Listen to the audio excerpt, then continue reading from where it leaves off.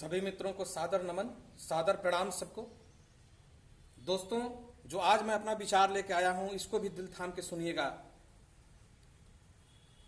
भगवान कृष्ण ने गीता में अर्जुन से यह कहते कहते थक गए, थक के हार गए, थक के मर गए कि हे अर्जुन, तुम कर्तापन करता नहीं हो, हे अर्जुन तुम करने वाले नहीं हो, यह विराट रूप मेरा है, मैं ही सब कुछ कर रहा हूं। लेकिन फिर भी अर्जुन को लास्ट तक समझ में नहीं आया, 18वें अध्याय तक समझ में नहीं आया। तब जाकर भगवान कृष्ण ने गीता में कहा कि अहम त्वाम सर्व पापो भ्यो मोक्षयिष्यामि मा शुचः सर्वधर्म समुते शरणागतम मामैकं व्रज। हे अर्जुन, तुम सब कुछ पाप पुण्य, शुभ अशुभ, लाभ हानि, जीवन मरण, सुख दुख, जस अबजस, सब कुछ एक परमात्मा के हवाले कर दो, उस ओंकार ब्रह्म के हवाले कर दो, उस ईश्वर के हवाले कर दो और निश्चिंत होकर अपने जीवन का निर्वाह करो। तब जाकर अर्जुन को यह बात समझ में आई कि मैं तो एक बुलबुला मात्र हूं पानी का। ये छोटा छोटा बुलबुला जो भरता रहता है, ये छोटी छोटी बुलबुलों से निकलती है और फिर ये चली जाती है, ये आती है और चली जाती है। तो दोस्तों, एक नया एपिसोड लेकर प्रेजेंट हुआ हूं, एक नया भाव, एक नया विचार लेकर प्रेजेंट हुआ हूं आपके सामने। दोस्तों, हमारे देश में एक साईनाथ बहुत बड़े महापुरुष हुए थे, बहुत बड़े ज्ञानी हुए थे। उन्होंने कहा था कि जब एक बैलगाड़ी के पीछे एक कुत्ता क्या होता है, धीरे धीरे धीरे धीरे धीरे धीरे धीरे चला रहा है, भौंक रहा है कुत्ता बैलगाड़ी के पीछे जा जाकर, और बैलगाड़ी धीरे धीरे चलती जा रही है। तो कुत्ते को ये लगता है कि मैं भौंक रहा हूं तो बैलगाड़ी चल रही है, जबकि बैलगाड़ी को चलाने वाला बैल है, न कि कुत्ता है। बात को गौर से समझिएगा दोस्तों, बैलगाड़ी को चलाने वाला बैल है, न कि कुत्ता है। लेकिन कुत्ते को यह महसूस होता है, कुत्ते को यह लगता है कि बैलगाड़ी मैं चला रहा हूं, मेरे भौंकने से बैलगाड़ी चल रही है। ऐसे ही भ्रम हम लोगों को होता है मित्रों, ऐसे ही भ्रम हम लोगों को होता है।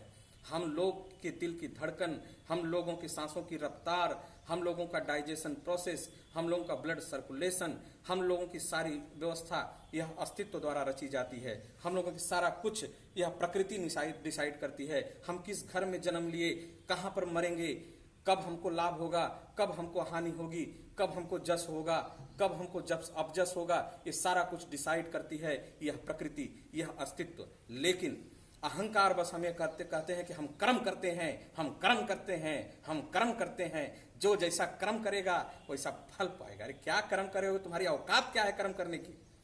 तुम्हारी औकात क्या है कर्म करने की?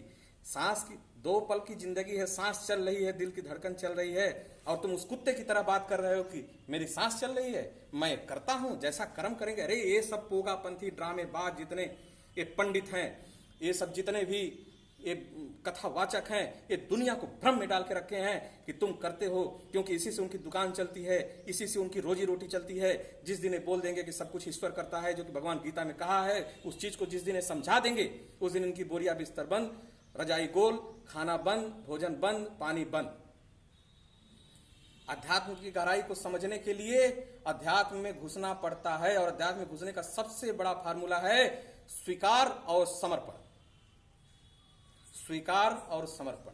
अब इसकी बात जो है मानस में भी आया है कि होई है सोई जो राम रचि राखा,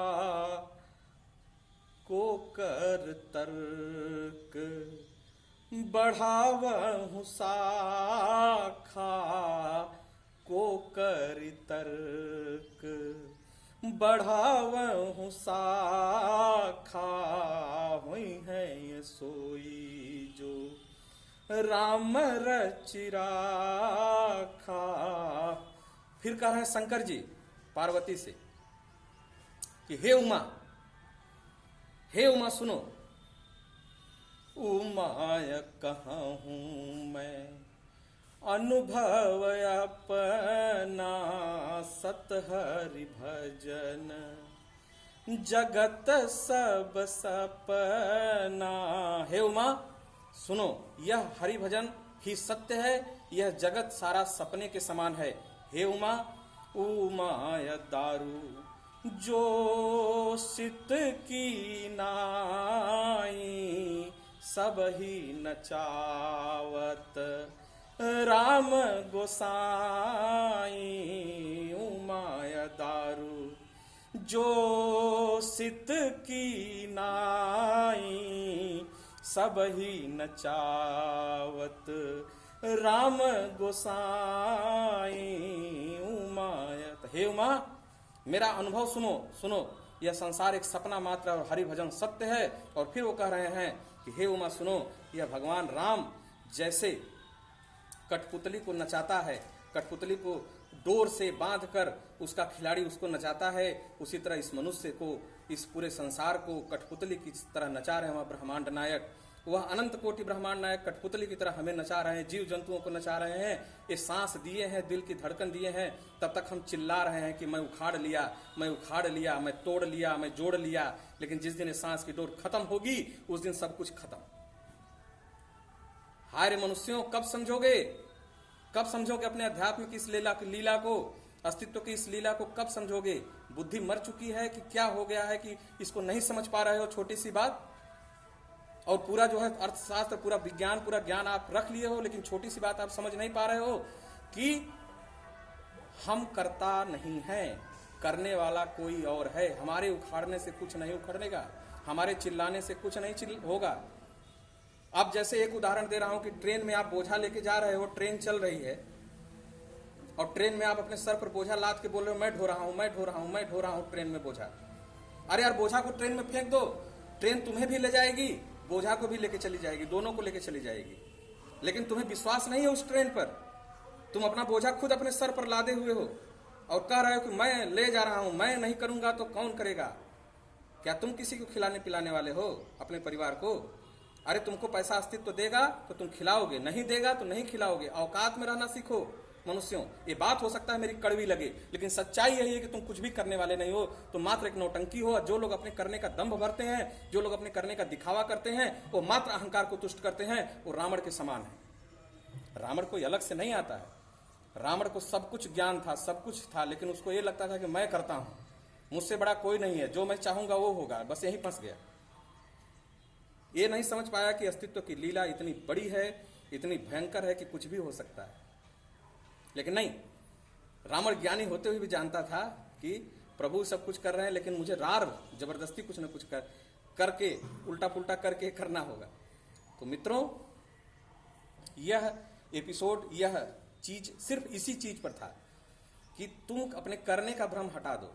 तुम जहां कैसे जन्म लिए, कैसे खा पी रहे हो, कैसे पढ़ाई कर रहे हो, कैसे नौकरी पाओगे, कैसे आगे बढ़ोगे, ये सारी चिंता अस्तित्व करती है।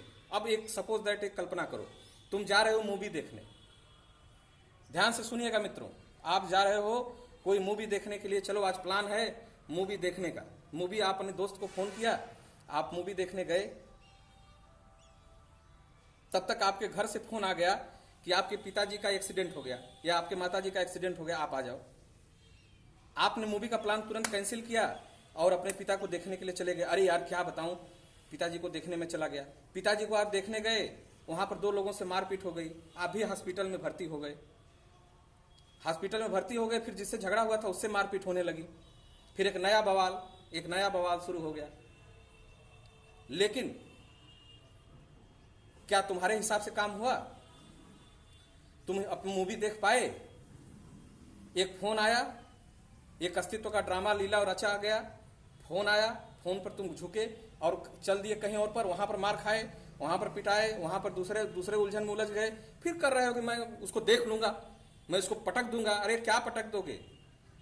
तुम्हारे चिल्लाने से, तुम्हारे हल्ला करने से, तुम्हारे उखाड़ने से कुछ उखड़ने वाला नहीं है। अब तो समझो कि हम सिर्फ छोटा सा ड्रामे के एक छोटे से पार्ट हैं, छोटे से पार्ट किरदार को निभा रहे हैं, और इस किरदार को जितने अच्छे से हम निभाते जाएंगे उतना ही हमारे लिए शुभ होगा। दोस्तों, इसी पर विलियम शेक्सपियर एक बहुत बड़े विद्वान हुए थे। उन्होंने कहा था कि world is theatre, man is actor and God is director.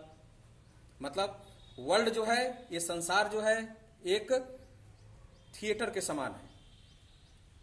संसार एक थिएटर के समान है, ये रंगमंच है, ये पूरा संसार एक रंगमंच है। और मैन जो है, आदमी जो है, एक एक्टर के समान है। और उस एक्टर में वह जो कुछ भी बोल रहा है, जैसे साउंड बोल रहा है, साउंड सुनाई नहीं दे रहा, जो कुछ भी कर रहा है, सांस चल रही, दिल की धड़कन चल रही है, जो कुछ भी हो रहा है, उसको डायरेक्ट करने वाला कौन है? गॉड है। Generator, operator, destroyer, God. यानी आपको जनरेट कर रहा है, आपको ऑपरेट किया और आपको डिस्ट्रॉय किया गया। इसी को सनातन धर्म में कहा गया ब्रह्मा विष्णु महेश। ब्रह्मा ने जन्म दिया, विष्णु ने पालन किया और महेश ने संहार किया। यही अल्लाह और खुदा को कहते हैं कि कयामत के दिनों में तेरी सच्चाई पता चलेगी, जो जो तू कर्म किया है। कयामत के दिन मतलब डिस्ट्रॉय, खत्म करना। तो ये जो चीजें हैं, इसको समझना और हल्ला करना कि मैं करता हूं, ये सिर्फ दिखावा है। वास्तव में कोई कुछ करता नहीं है मित्रों। वास्तव में सब कुछ अस्तित्व करता है, अस्तित्व की सारी कुछ लीला है। और इस अस्तित्व के नर नारी के ड्रामे में हम जो है सिर्फ उलझते चले जाते हैं, और उलझने के अलावा हम कुछ कर नहीं पाते हैं। लेकिन बार बार ये दम्भ भरते हैं कि ऐसा होता है। इसका वॉल्यूम दूसरा भी मैं लेके आऊंगा इसी अस्तित्व की लीला पर। अस्तित्व की लीला को आप समझना और ये क्या है, कैसे है, इसको और गहराई से बात होगी। तब तक सबको जय सिया राम, जय हो।